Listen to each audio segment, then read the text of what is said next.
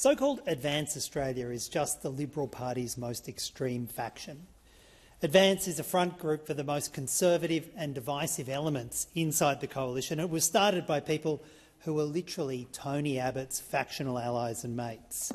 They want Prime Minister Dutton so the grift can continue.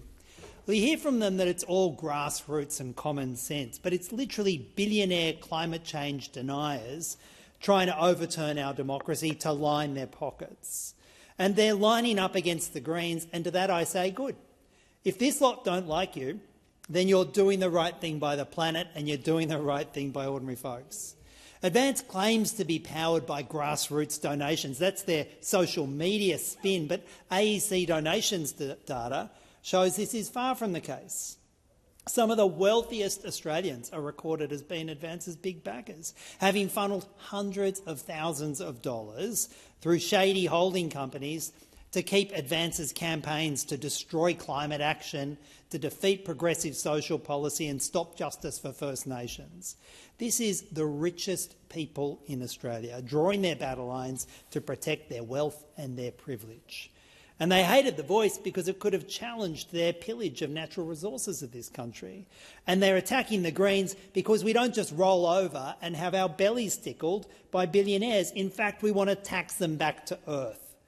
And Advance was in part founded by Dr Maurice Newman, a Liberal Party insider and climate science denier who, bafflingly, is apparently holding out for global cooling to chill his drinks.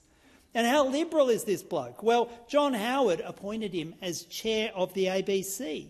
He remains a close friend of John Howard, and he was chairman of Tony Abbott's Business Advisory Council.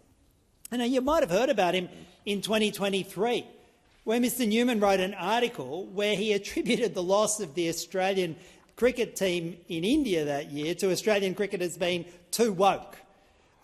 Unfortunately for him, the Australian cricket team then turned around and won the World Cup that year, beating India in the finals, and in fact won the Ashes. It turns out his takes on cricket are about as good as his takes on politics and climate. And even more tellingly, the Liberal Cormack Foundation has given Advance $500,000. It's an investment they see in the Liberal Party's political future, but they keep trying to hide it and pretend it's an independent group. What, an independent group of billionaires spruiking Liberal policy? That's what it is. Advance wants to bring Trumpian far-right politics here so that billionaires profit while communities and the planet suffers. And it's no coincidence that Advance and its Liberal Party backers are sounding distinctly Trumpian right now. The people who set up and funded Advance also set up and funded a bunch of other think tanks around the world and astroturf groups that are members of the US-based Atlas network. And in fact, Atlas has hundreds of these organisations active around the world, many here in Australia, and including one you might have heard of recently, the Heritage Foundation that literally wrote Project 2025 for Donald Trump.